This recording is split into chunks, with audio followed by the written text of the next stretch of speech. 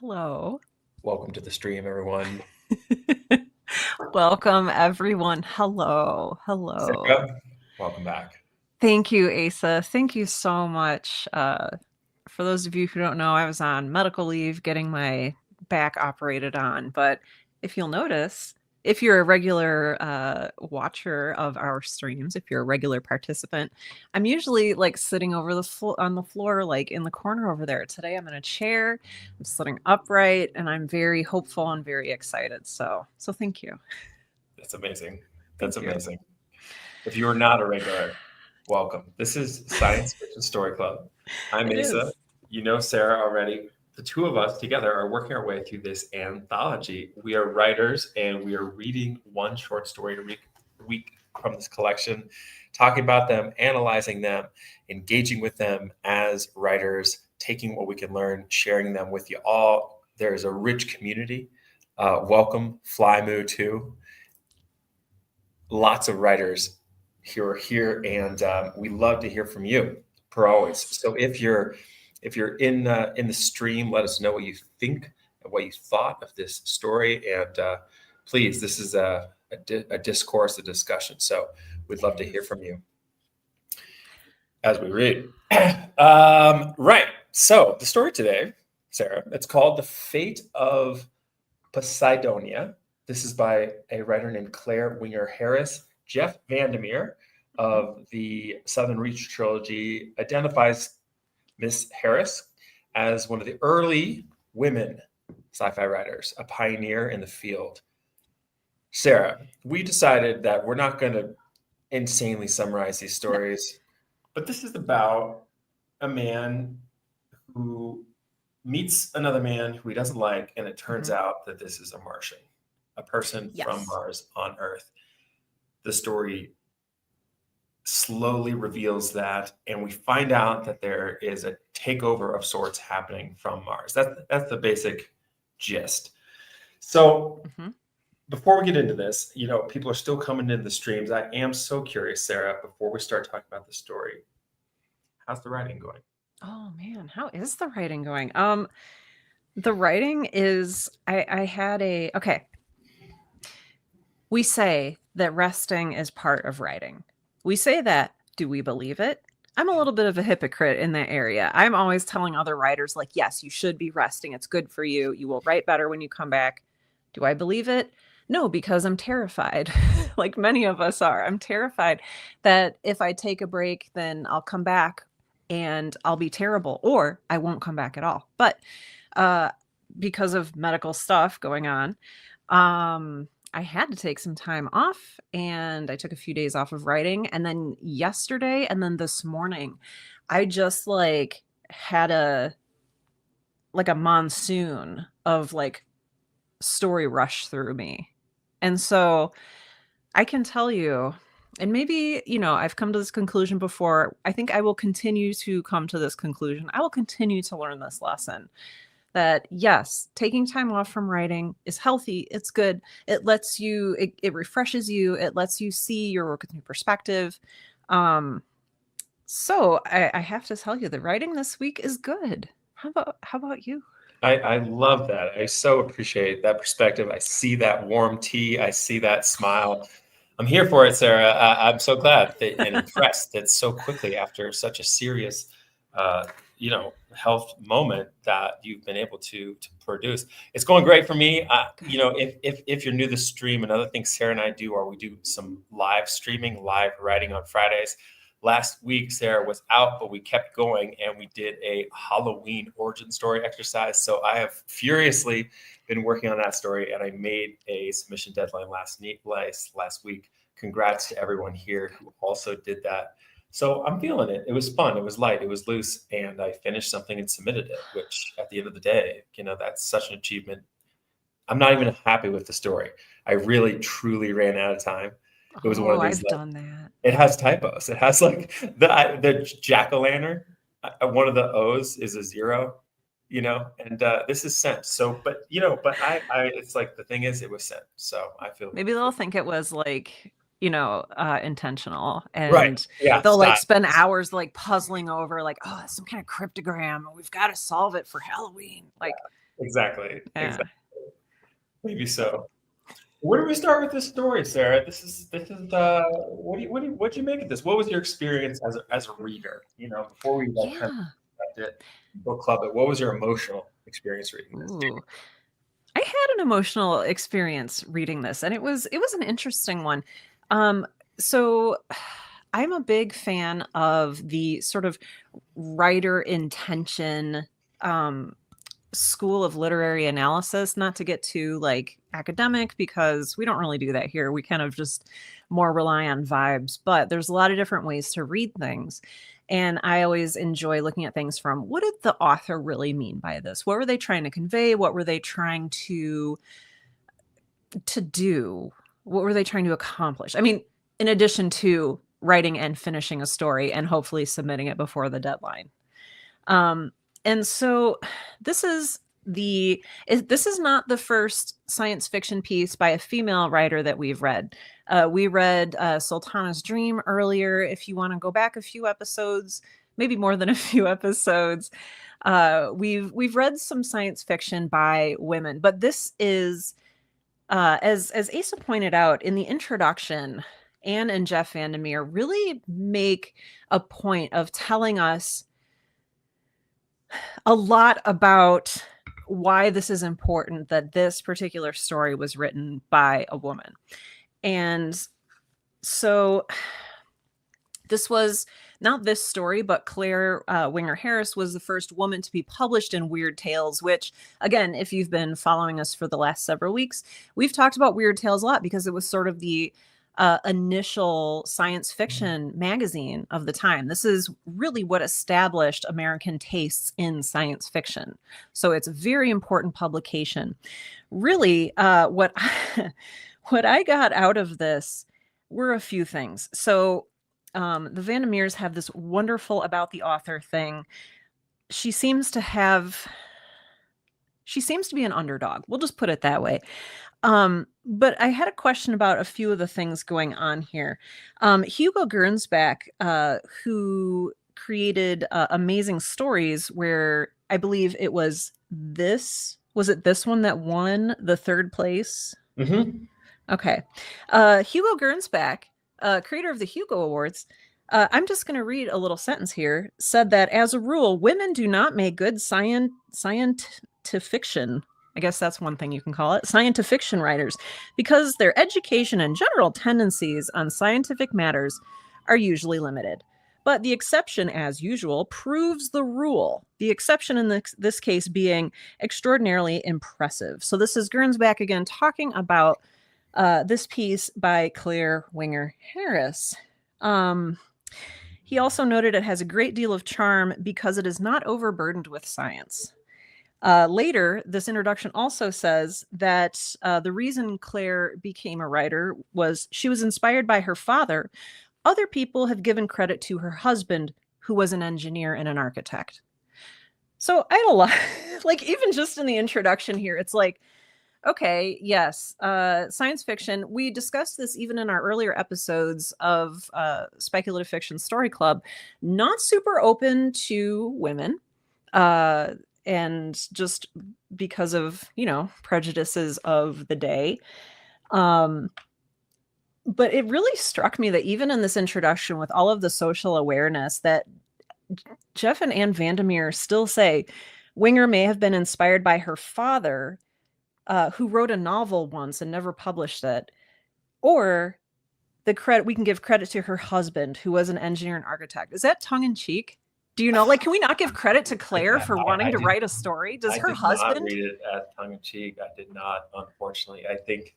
Does her husband need credit for her short story writing? Sorry, this is not the point. Yeah, you would not see this in a man. It's like, Jacob Richards. Yeah.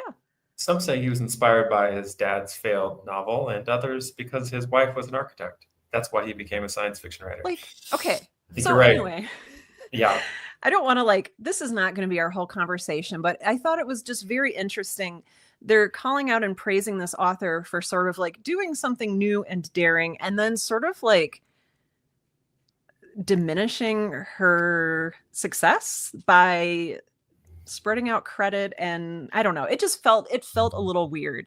And I know that Anna and Jeff Vandermeer are very socially conscious, so maybe I'm missing a joke. One other thing, I promise I will not derail us too much. It also says that the story, The Fate of the Poseidonia, features a female lead.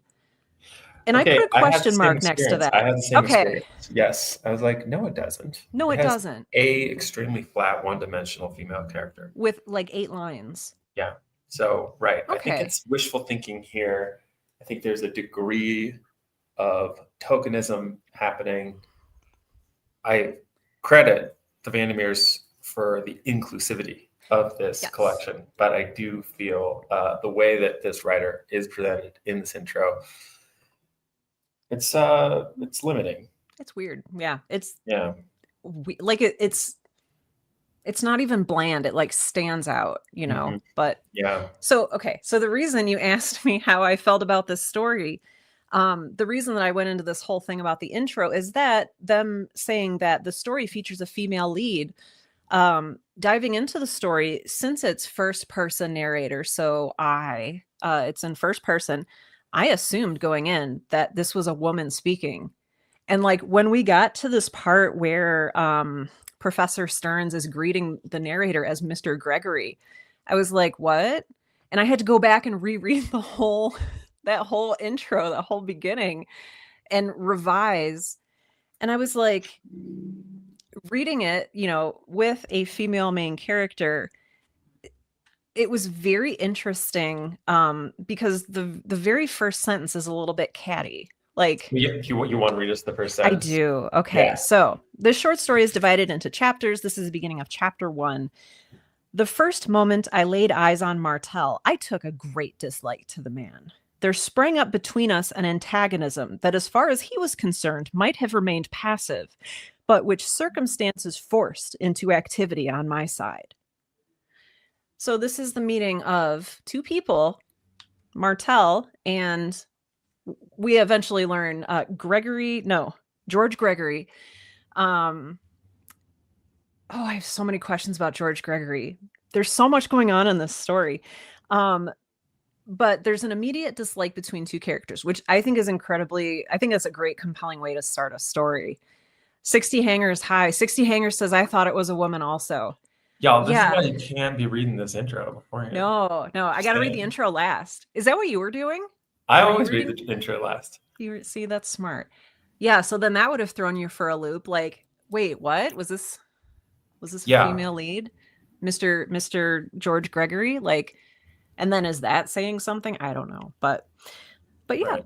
Our intro here is about 2 people who just take an instant dislike to each other, or one person. I'm gonna it's I think it's important that it's unilateral here. It's like, okay, narrator does not like dude, although he perceives that Martel does not like him, but we really don't know. Right. That's been a really consistent insight. Is like, that's what they say. You know, we only get one side of the story here. Yeah, we get one side, and boy, is it one-sided. Like, it is it's such a masterful, like, if you take a step back and look at how Clare Winger Harris builds this character and all of his little quirks, and how you get an understanding of the person, that he's not the person he thinks or says he is. Like, she creates this, not only the character of George Gregory, but also this, like, I don't know, image that George Gregory has of himself as this, like, pursuer of justice and savior of damsels in distress. And really, he's like, I went back through the story. I can't even find out, like, what does he do for a living? Well, I mean, he's invited to the homes of scientists. Mm-hmm. I think we know that, but do we know anything else? Mm-mm. He seems to have a lot of free time. He has a lot of free time. He seems available. Yeah. Well, and then I noticed later, spoiler alert, he gets locked in a mental facility, in a mental institution. Literally no one, like, he has no one to talk to. He doesn't have a mother, a father. He doesn't have a friend. He has no one. And I think this is really significant. And it's something I didn't understand about his character until that chapter 5 section when he's in the mental institution and he finally thinks of someone to call. And it's literally the one other character we've seen him interact with just at a chance meeting, who he sees maybe once every few years, and it's Professor Stearns. And he's like, there is one person on this planet who can vouch for me, and it is this guy. Like, Yes. this is such an interesting character. Okay, I have talked so much. I want to hear your thoughts. Okay, well, this might be my least favorite story so far. I get it. Might be my least favorite, and here's why. We've had other stories that were as we read them, they were confusing. They were abstract. They were theoretical. We had another story, everybody, if you missed this one, where there were actual mathematical equations. Oh, yeah. There was an entire scene. I have been confused many times while working my way through this story collection. I feel like this was the first time that I experienced the first word that's coming to mind is boredom, but I don't know if that's it. I felt ahead of the story often. And so not only was everything clear, it was too clear. And I was just like, okay, I get it. You know, I can see you setting this up as to be like, and then it's going to be revealed that, but I've already got that. So what are we doing here? So I had a challenging reading experience. I do think that I was kind of like with the writer hat on, you know, and I do my best to kind of engage with a story without that on, at least being able to put the reader hat just to kind of let it happen to me as a person. Yeah. But I couldn't shake that. And so because it just felt telegraphed. And I think that is a feeling that a non-writer knows, you know, whether it's in a movie or a book, it's like, I know what's going to happen. So that was my experience here. Right. So I'm very curious because I had a little bit of a similar experience, and the story itself, it felt like a lesser version of a Ray Bradbury Martian Chronicles story in a way. But going back through it, I was very interested in how the author builds up the characters and who they are and like why they do what they do. That aside, though, looking at this as like a science fiction novel that's supposed to like astound us, well, maybe not astound, but it's you know, it has its own flavor. It didn't strike you in a way that you said you felt like you were ahead of the story. And I know this is a concept writing wise. Do you think that is because that a lot of the ideas in here have become just like science fiction I think tropes? that's totally possible. Yeah. Is that it? Or right. I mean, it's like, you know, this story is 100 years old, and it's like maybe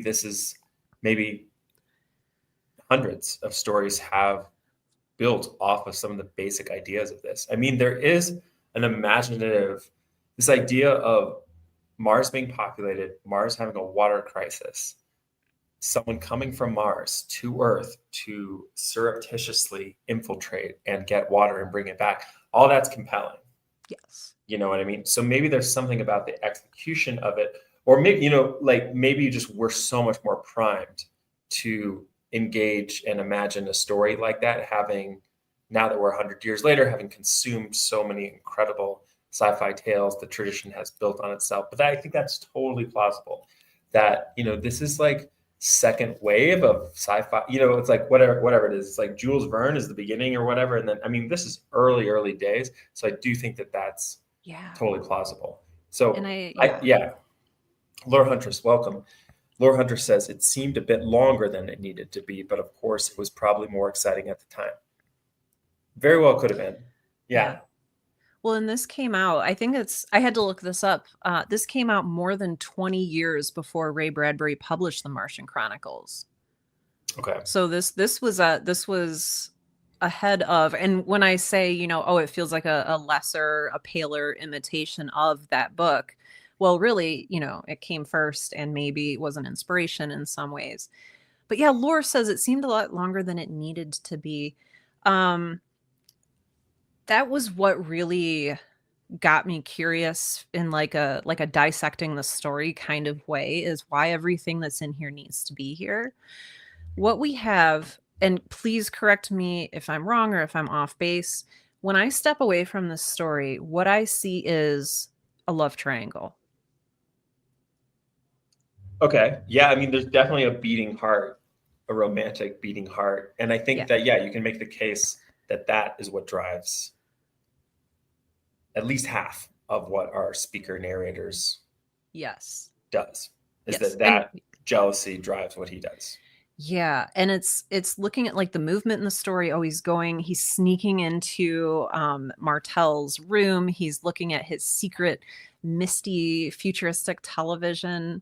Um, and he's doing it because he's in a love triangle. He's convinced he's in the right. He's convinced what he really wants to do is just get rid of Martell, and he can't face the fact that he has just this really base motive. And so he's like, yes, I'm doing it for justice. I think that's a great observation because like my big frustration, I put a note. So on this story starts, by the way, so this is like a 20-ish page story. It is long. It is long. 15-ish page. And the story starts on page 63. At the top of 64, I wrote down, "Here I suspect Martian." Oh. To flag, like when I was like, okay, this is where I think it is. The character doesn't think it until, we're way late in the story before he puts it together. Yeah. So I think it's like explicit that what drives him up until that moment is only this love interest, right? Because he doesn't even realize what's going on. He doesn't even have the excuse of like, this is a threat to humankind. He doesn't even have that till later in the story because he doesn't put the pieces together. So I think it's really interesting to think about what audiences of the time would have thought. Like, would they immediately have thought, like, would they have put the pieces together? Because there's puzzle pieces that are laid out here for us. Like, they're at a lecture explicitly about Mars, and Martell is here, and he's a weird looking guy, and his skin isn't quite right, and he's wearing a hat in a weird way. Like, modern audiences would put one and one together and say Martian would, and maybe I need to give audiences of the time more credit. Would people in 1927 reading the story say, this is a Martian, and then is the reason, is an important part of the story the fact that, I always forget his name because it's alliterative, Mr. George Gregory is not getting this? Is that part of the point of the story? Like, would audiences in 1927 be just as frustrated with this idiot who has such an inflated sense of self-worth? And I wonder where a lot of the story is, if that makes any sense. I wonder if a lot of the story is supposed to be in us getting frustrated at George Gregory. So. No, okay. I don't think it works. I don't think this story lasts the test of time, if that's the case. I think I'm curious. This is where this is an ongoing education for us. This is where I'm curious. Like, when in literature do we get the first depictions of extraterrestrials?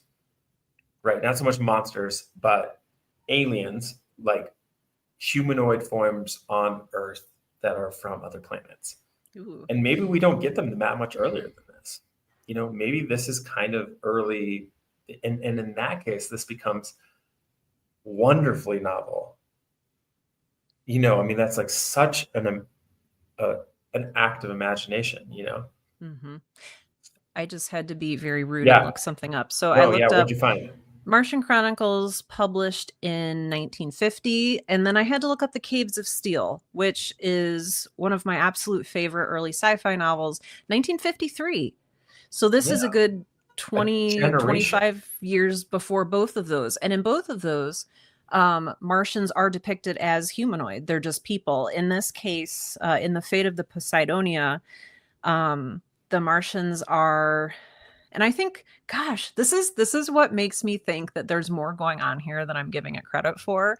Like, not only George Gregory's like inflated sense of self and insistent that he is right, but also the depiction of the people of Mars who are in a, let's call it a climate crisis. Yeah. They are depicted as, and I'm going to read verbatim. I underlined it. Let's see, who appeared, bore a general resemblance to an Indian chief. From his forehead, tall white feathers stood erect. He was without clothing, and his skin had a reddish cast that glistened with a coppery sheen in the sunlight. And so this is a description of the Martians.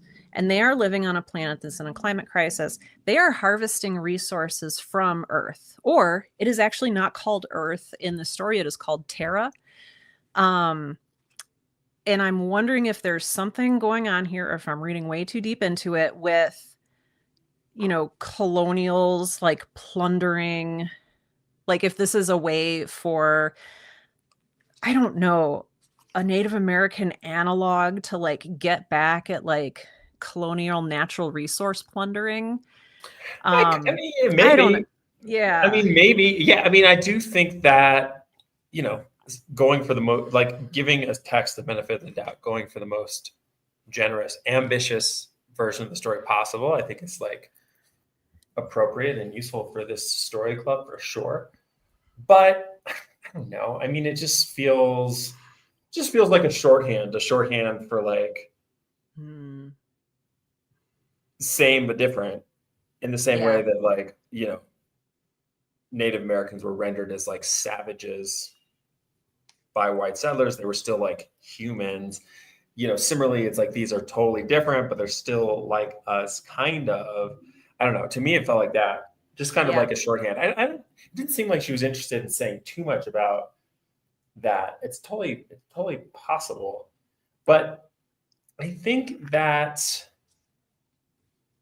I mean, I think what could have been like really amazing is that they come down in costume, in that, you know, the feathers are hidden. There's this like sense of concealment, and Martel has learned the basic functioning of like human society. He can show up. He's very put together in this Q&A. He asks the right questions. Yeah, and he cut his feathers off.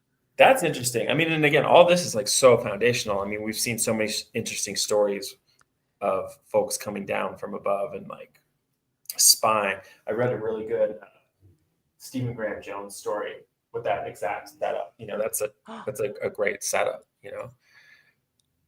Yeah, can add I'm that a big to the fan. list. Sorry, I'm. Yeah, but I mean, let's dig in, because I would love help figuring out the more, you know, there is more to this story, and I'm committed to finding that more. What is it? I mean, the guy. Yeah. Okay. Yeah. Go ahead. And on the other side, how much of the story am I giving credit for because I am way reading into things too much and I'm putting things in that aren't actually there? So I think that there's going to be maybe a balance between what we're seeing here. I'm so eager for this, like, for this author to have done something really cool.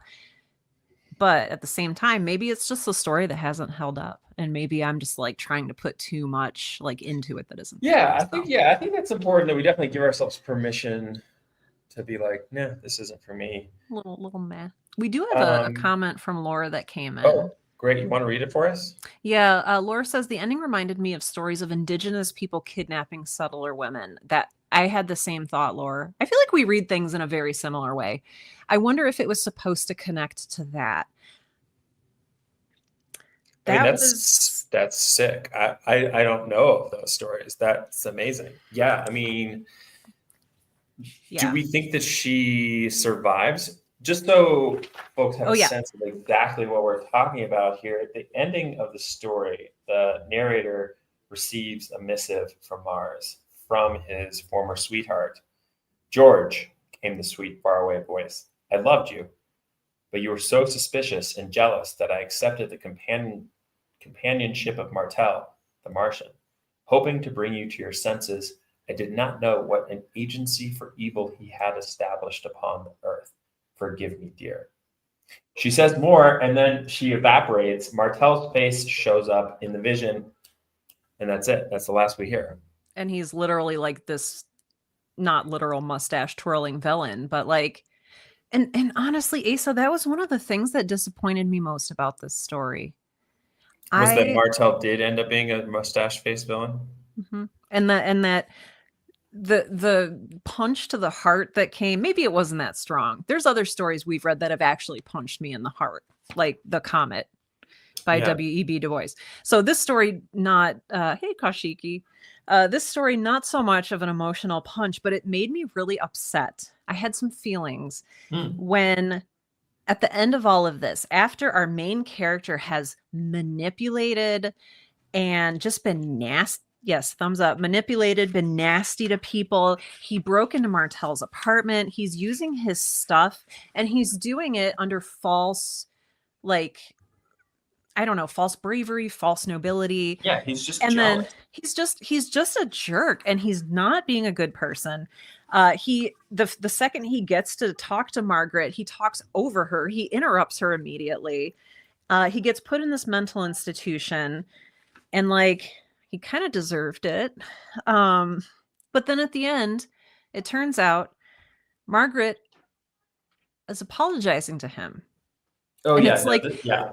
it's like this, it's like people who do something big and dramatic and they're like, well, I'll run away and you'll never see me again. And they have this vision of like everyone in their life who's ever been mean to them, like, no, please come back. We love you. No, we didn't mean it. Please come back. We're so sorry. Oh, it's too late. It felt like it felt like that kind of fantasy thing. And it's like, does he deserve to have Margaret, who did, in my opinion, who did nothing wrong, um, Nothing wrong. She was nothing always a wrong. class act. I mean, that's what he said. Yeah. She dated a She said, guy. yeah. Okay. Well, you did get some wheels turning that hadn't Okay. turned earlier in this Okay. conversation when you said that this narrator, George Gregory, had no other folks in his life. The only person he can reach out to when he's in jail is the only other character mentioned besides the love interest, the professor. So, always the reading that's always on the table is he just insane? Like, is this all in his head? Is this just jealousy gone way wrong, where not only are you misreading cues socially and so on, you have determined that your romantic rival is an alien? Is that a plausible reading here? I think that the question, I don't know that it is, because it seems like the disappearance of the two ships, the Poseidonia, and before that, the other ship, The Pegasus, I believe. the Pegasus, and the removal of the water from the oceans, those seem to be reported as facts, or those seem to exist as facts because they come from sources outside, they come from the papers. But to your point, Yeah. there aren't any other characters to verify. Like, so he could True. be sitting in the mental and maybe he was there the whole time. And again, maybe we're reading things into this, but like it's very possible, since there's and that's the interesting factor of a character in almost complete isolation. He is in an echo chamber. He is in his own, like he could be making this up. Like, because what are the chances? And I know this is science fiction. What are the chances that Margaret, would have been on the ship that got sucked up by the water vacuumers? And I don't know. So I think it's a possibility. Because, and I also think, just like, why did Martell sit by him? / why did he sit by Martell? Why are these two dudes roomies, basically? Yeah. I was trying to imagine this like flop house or whatever it was. Why were they, the story gives us no, it sets up the idea that Martell needs something from George. But Yes. there's no payoff there. Right. Which suggests that maybe Martell is an invention of George. Yeah. Or Martell's just a normal guy who maybe he was looking for a place to live and got the name of this flop house from Professor Stearns. Like, oh yeah, my good friend George Gregory is staying there. We don't see any of this in the story, but like we can potentially infer that. But it's just all we have is a potentially unreliable narrator. Yes. Who has already shown us that he's like, well, of course I had to check on her safety, when really we know that he's there to like interrupt the date between Right. Martell and Margaret. we do have a source of potential credibility outside of the newspapers. When Stearns comes at the end, he seemingly takes him at face value, seemingly Let's takes talk about seriously. Yeah, go ahead. Yeah. No, you keep going. Well, Let's no, talk I about mean, it's this. just that but again, we are limited in how George describes the way he reacted to him telling the story. Yeah. I'm trying to find. So it's page 73. Okay. Professor Stearns comes and visits George Gregory in the mental institution. Yes. Okay. Right. Right. So he shares his conclusions that there's a Martian spy. Stupendous, gasped Professor Stearns. Something must be done to prevent another raid. Let's see, he mused. The interval was 3 months before, was it not? 3 months we shall have for bringing again into use the instruments of war. Da, da, da, da. I mean, that is presented, I feel like, from an omniscient place. Maybe it might be. I think that happens. I mean, the story is POV to some extent, but that doesn't feel POV. That seems like coming from the narrator, or the authorial voice. However you say that. Yeah, Right. Which gives credence to what happens, right? So if that's true, then he's not insane. Then this could have happened. If in fact the oceans went down by several feet, which it seems like maybe they did. If in fact these two ships disappeared, and I think maybe this goes to what you're saying, Laura, about it could have been shorter. Like when you say that, and I think about what that might look like, it would look like homing in a little bit tighter on the sci-fi of it all, which is that Mars is losing water, Martians exist, Martians need water, Martians come to Earth, Martians take water. Like I wonder if that is its enduring power, and I wonder if that's what hit so hard, because the love triangle and the characterization feels generic. Yeah, like serviceable. It feels kind of like what might be written into like a commercial film today, which is to say a film that no one watches 6 years later, Whereas this vision of Mars in a water crisis, needing water, stealing water, does feel pretty darn compelling, particularly since if this is like one of the first ever depictions of aliens on Earth. Yeah. I appreciate that very much. And again, I think maybe part of my interest, this is going to sound really snobby. Part of my interest in this story, like the interest that I got out of it, was my brain trying to entertain itself with something that was more than what we were given. So it's like, I could watch any movie and say like, oh, well, but what if it's all in the main character's mind and they're in a mental institution? Like I could do that for anything.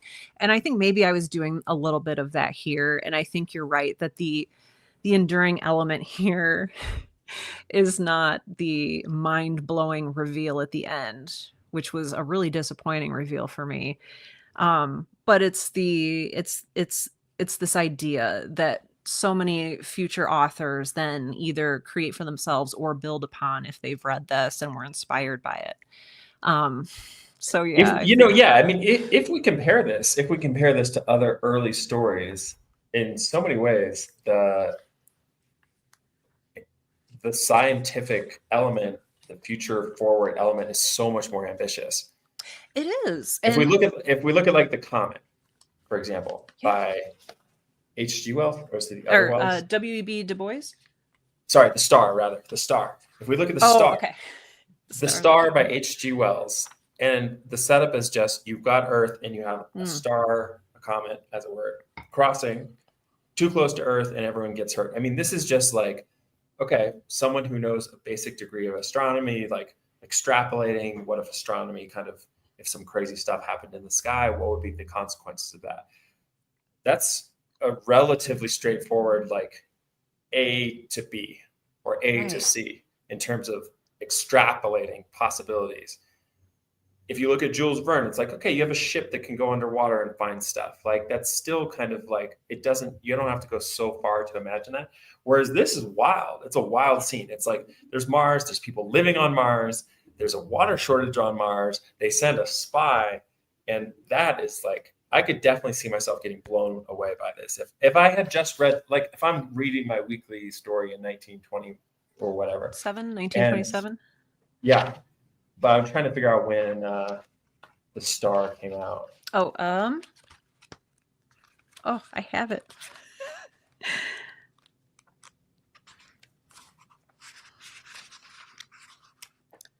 Excuse us while we look for the publication date. 1897. 1897, right. Okay, so let's just pretend that those are in the same year. Although I think that's a really telling thing. It's like back in 1897, it's like, ooh, science fiction. What if a star came close to Earth? 25 years later, no, we need more than that. Right. What if there's a planet and there's people living on the planet and those people have problems just like we do, and it's like a spy story? You know what? I'm gonna elevate something that you said. Not elevate. Uphold. I don't know. Something you said was really good, and it really struck me, and it led to me thinking about something else that could be important here. And I'm thinking of this is all very new to me, science fiction, short story wise, but I have seen a lot of science fiction movies, and movies from the 50s feature essentially the BEM, the bug-eyed monster. Was like, you went to the moon and there's a monster on the moon and it wants to smash you. And like, this is so much more complex. Like, this is a political system. This is another culture, similar yet different. So maybe like the nuance there can be appreciated as well. It's not just big bug-eyed monsters like coming down to Earth to like punch you in the face. Like they're doing not surreptitious. What's the right thing? The right word? Espionage. Haha. Espionage. They're like doing espionage. So like they've researched Earthlings. Yes, totally advanced society. It's like there's technology in this little machine. There's a different sort of ecology and geology at work. The description of the land is really vivid in the beginning. Yeah. All the things. Yeah, I mean, it's just, maybe this is just the kind of thing where it's like the love triangle could have been cut. Maybe this is just like, this story belongs in the anthology because of who wrote it. This story belongs in the anthology because it was ambitious imaginatively in its time. But maybe the love triangle is just kind of whack and should have gone. Maybe. Yeah. I was very much thinking of like Jack Lemmon, The Apartment kind of vibes. Like, yeah. But so, okay. Real quick, I do want to talk about the science in the science fiction. Yeah. And one of the things I tend to appreciate, here I go, continuing to look for things to appreciate in this story. I do appreciate science fiction that is speculative in a way that is like prophecy. Like I did notice a few things in here. So I did notice that this is written in 1927. It takes place in 1994 and 1995 over the new year. And so a few things, people have television sets in their homes, which in 1927 would have been unthinkable. Oh, great point. So like, and for me, I glazed over that until I was like, wait, when was this written? Because she's predicted something here that did become a norm. She predicted a norm. And so like, we don't think it's strange. We take it for granted, but like people in 1927 would have been listening to radios. Like the whole family would have been gathered around the radio. So a television in your home, kind of a big deal. I wish that I would have circled, he rides on something called the volplane. Volplane. What is a volplane? I don't know, but it's underlined in my book. He lost no time in speeding his volplane to her home. And I think one of the things I did like about this story, and I'm not looking for things to praise, I'm not looking for reasons why it's valid. I genuinely did think it had very good world building. I think that one of the best ways you can world build, especially in fantasy and in science fiction, where you have a world that's not ours, is drop tiny hints and embed them and don't explain them. And this Yes. story did a really good job of that. Like, she just drops the word volplane like we know what it is. And I think that's very good world building. Maybe I'll talk about that later when we talk about what we learned for our own writing from the story. Yeah, I mean, we've been seeing that time and time and time again. Like, I've been just talking about this nonstop on my channel. By the way, both Sarah and I have YouTube channels. We're both writers. Lots of other stuff happening on these channels. Sarah has a podcast. Subscribe. Asa has a vlog. It's amazing. I've been thinking about this a lot, like what to elide. What to take out that is a gift to the reader to use their imagination. Yes. And you can't take out too much. Yes. You can't put in too many words like volplane. Otherwise, we start to disconnect from the narrative.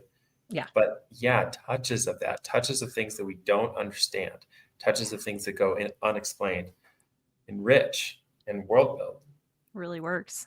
It really works. Yeah. There was one other thing that I thought was extremely interesting, and this goes along with the science. They reinvented the calendar. Can we talk about this? Okay, yeah, we can, Sarah, because that was wild. That was a wild. For this short story about a love triangle and Martians sucking water off of Earth, the author put in this detail that, oh, hey, by the way, we now have 13 months with a singular New Year's Day between the 13 months. And the story happens over this New Year's, the end by. And it's like, hey, okay. You know where that is, Sarah? Yeah, I do. I had a lot of thoughts. New calendar 60, page 65. Okay. I'm just, if I may, I might just read us. It was New Year's Day, not January 1st, as they had it in the old days, you readers, in 1927, but the extra New Year's Day that was sandwiched as a separate entity between 2 years. This new chronological reckoning had been put into use in 1938. The calendar had previously contained 12 months varying in length from 28 to 31 days, but with the addition of a new month and the adoption of a uniformity of 28 days for all months and the interpolation of an isolated New Year's Day, the world's system of chronology was greatly simplified. And then he goes on, it was, as I say, on New Year's Day that I arose later than usual and got dressed. Like, yeah. I mean, I gotta say that I had to be reminded that this was the future. Like, so much of the story felt like it could be happening in the present of the story. Mm-hmm. In 1927. Yeah. Or even like a version of today. And so, yeah, it almost felt like shoehorned or something that happened in rewriting where it's like, oh, wait, I got to remind everybody we're in the future. So I got to throw in some words like volplane. I mean, right. Like we don't get, this story doesn't tell us when it's being told. At the time it does say 1990. When it's told, that's right. Yeah, no. I'm saying like we don't learn that until the second chapter. Well, and then even then he's talking from the past, like he's talking about a past version of himself in 1994. So like, You're right. This is being told in 2000 something. Yeah. You're absolutely right. And I think that's such an interesting point that you bring up about this feeling like the 1920s. Like, I read this and it feels like a product of its time, even though it's supposed to take place in the future. It reminds me, like, when I'm watching or when I'm reading a novel, like when I read The Caves of Steel, it's like, yes, he put on his pork pie hat and he went outside and he got on the, it's like, yeah, this is 1950s. I know it's supposed to be whatever, but this is 1950s. It feels like the 50s. I watch a science fiction movie from the 80s and there's like, chunky CPUs and like, it's like, that's the 80s. Yeah, you watch something from the 90s, you watch Galaxy Quest, or maybe that was 2000, but like, it feels like exactly the time it was made, even though it's maybe supposed to be in the future. And I think that's something it's something that's really charming about science fiction is like, they're trying so hard. they're trying so hard to put this in a different time, but the time still leaves its hallmarks Yeah. on the movie, Yeah. on the story, Yeah. on the language. Like, Yeah. you just know. Well, coming up in this collection is someone I've been reading recently, Ted Ooh. Chiang, who Yes. I feel like does a marvelous job of really does feel like the future in this like organic, natural way. I take issue with his stories in a more macro sense, but I still really appreciate them. We'll get to that, Oh. but I know he's in the collection. He is, and I'm So curious he to is hear coming more on up. your thoughts. He's coming up. I mean, they're just so elegant, but I feel like they land at these ideas in this way that feels too conte philosophique para me. Oh. Like it's just too like, it's like, okay, that was a beautiful idea, elegantly expressed, but at the end of the day, this story is a conveyance for Right. an ideal. I want a story. It's not, I'm not having like a visceral experience. That's my experience, but I still like, wow, he does that so well that I want to read those. But Ted Chiang for another day, y'all. As always, Yeah. the essential question for Sarah and I and for the floor. What are you going to use in your own writing that you took from this story? Or what are you not going to use? Or, just engage with that question. Can Do you this wanna go improve your first? writing? How? Woo! You want to be in the hot seat? I like that. Just like the mirror. What? I mean, I guess for me, this story felt, and we haven't even talked about this story felt farcical at times. Like I just, Well, there were do you like, want to talk about that real quick? yeah, sure. Let's talk about that. Like there were just kind of moments where it was like preposterous. There's one point, okay, this is coming from the love interest, the woman. She's speaking to George, the narrator. I think you must be mistaken, she replied curtly.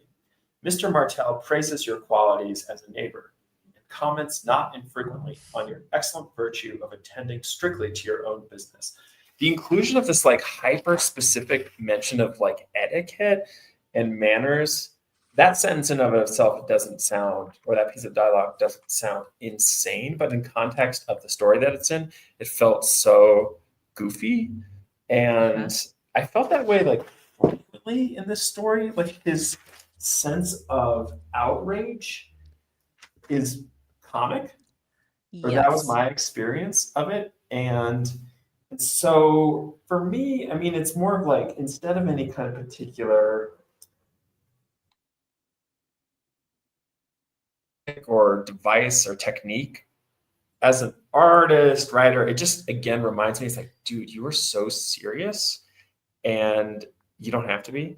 And you can really just like absurdism, appreciating humor, appreciating characters that are just like, because so many people are like this in real life where they're just so out of touch. And it's just kind of like a story like this reminds me that I need to be expansive when thinking about the types of people I'm trying to represent and the types of traits that people have. Not so much like getting beyond my own experience. While that is important, I just think even in a more like thinking about my like tertiary characters, just like let's like loop in a little bit of a broader cross section of human experience, which includes these like zany jerks. Yeah. Well, you wouldn't see this today. Like, and I'm not the kind of person who's like, oh, kids these days. But I've noticed a shift that very, very, there's a de-emphasis on main characters having flaws. I don't know if this is as true as it is in short fiction as it is. I've definitely noticed it in long form fiction. I also read a lot of YA novels. I just read a lot of things.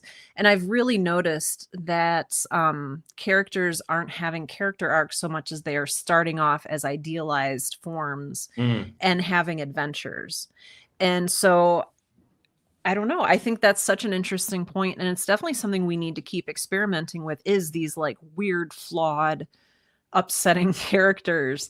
I think that's I'm glad you said the word arc, because that's what we're seeing in a lot of these stories, is that the character, that there isn't an arc. Yeah. That whatever arc is happening is not necessarily a character arc.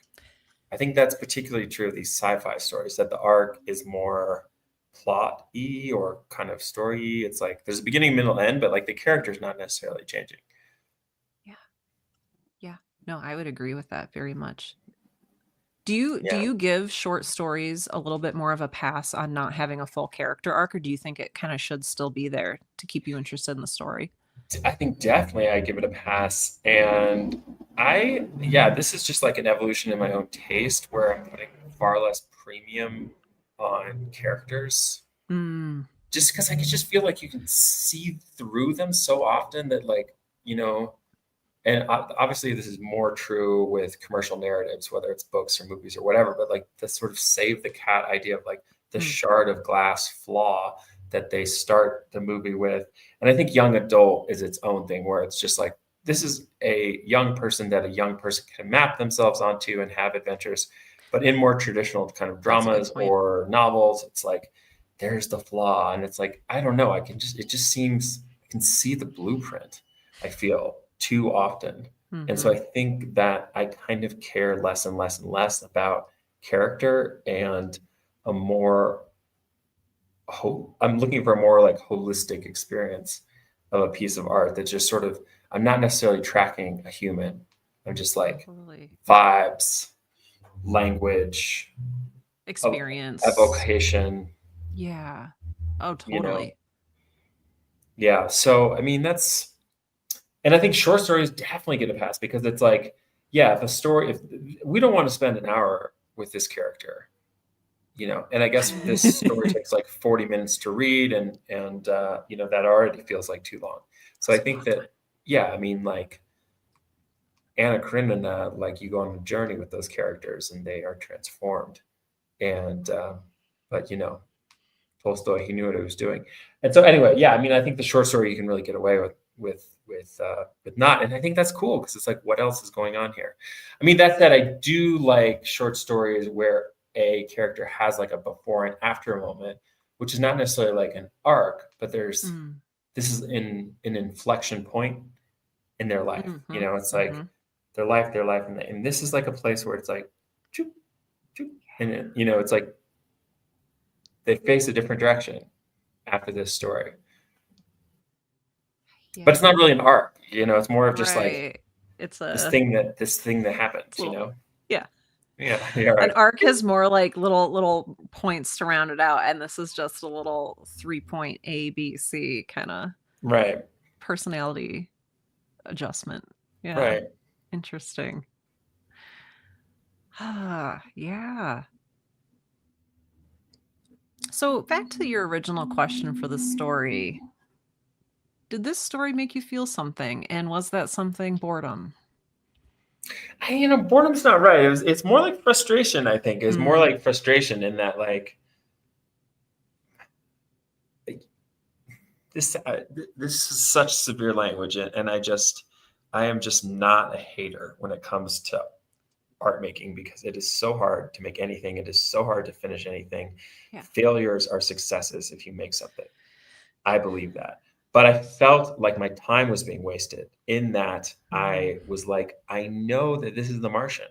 So now I am just spending time reading these pages, waiting for you to tell me that it's The Martian and me being like, yeah, I know, while doing my best to do the sort of mental gymnastics of being like, okay, maybe I'm supposed to know it's a Martian. So let me engage with this story knowing that, but there was that I wasn't able at least to find a compelling line as a reader. Does that make sense? Like it makes perfect sense. Yes. Yeah. So there wasn't anything else to like hold on to like grab onto, to like pull you through the narrative. Yeah. I mean, I think that to the extent that I laughed a few times, maybe not out loud, but like just like moments of like the preposterousness was that kind of gave me a bit of a feeling as a reader,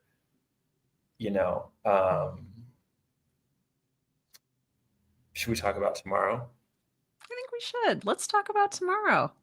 I would normally at this point hold up my book, but it's on the floor and I'm not supposed to bend or twist. So Okay. This way. Yeah, right. So this is the other story club that Sarah and I do every week. This is called The Dark Descent. This is an anthology of horror short stories. So on Wednesday, we talk about science fiction short stories. On Thursdays, we are working our way story by story, one story a week through this collection. And tomorrow, same time, 4 p.m. EST, we are discussing the classic, Young Goodman Brown by Nathaniel Hawthorne. All right, here's the first sentence for good measure. Young Goodman Brown came forth at sunset into the street at Salem Village, but put back his head after crossing the threshold to exchange a parting kiss with his young wife. It's allegorical. It's weirder than it seems. George Saunders Story Club, they recently read this. I read his takes on this, which I'll share tomorrow, some of them. He dug in ways that I was like, whoa, this is crazy. So surprises coming tomorrow. And additionally, want to announce that Sarah and I are really going to kind of try to do a spooky season sprint the next few weeks. Going to try to, speaking of arcs, create some kind of through line for the next 4 Friday live writing sessions where we'll sort of engage with some kind of tips, tricks, techniques, basics of horror writing, see what we can come up with, find some great submission opportunities. So stay tuned for that. And that will also be the same time for EST the next 4 Fridays, including the day after tomorrow. Very excited. Very excited. Yeah. I love this. Halloween, October has some of my favorite media surrounding it. And I think that's probably true for a lot of people. So I think this is going to be a really fun season to go through. Yeah. All right. Anything else? Anything from anyone on the floor? Questions, comments, concerns? And even if you're not here with us live, we do check comments for these videos. So go ahead. If you've read The Fate of the Poseidonia, which almost seems the titular craft, it sort of got like sidelined in its own story. But if you've read it, let us know your thoughts in the comments. We'd love to engage with you there. We also have a Discord that we would love for you to join. We talk about stories there. There's been people have been sharing their writing, and it's been really cool. So I'm going to there should be a link in the description for this video. If you would like to join our Discord, we encourage you to do that. Yeah, I'll put one in here as well right now. The Discord is really where you stay up on it all and dig deeper. Lore Huntress, that's so exciting. Looking forward to Friday. Yeah, so are we. We are too. Yes. And I don't know if you want me to mention that if you want the story read to you. Oh, yeah. If you want to listen to Young Goodman Brown, I read it on the channel yesterday. So if you go to my channel page, I read it. There's a nice little rain in the background. It was very atmospheric. It had like gentle thunder. It was very absorbing. Yeah. If you like being read to, I think it came out okay. And yeah, so in any event, we'll see you tomorrow, everyone. All right, friends. Thanks for being here with us, and we'll see you soon. Bye.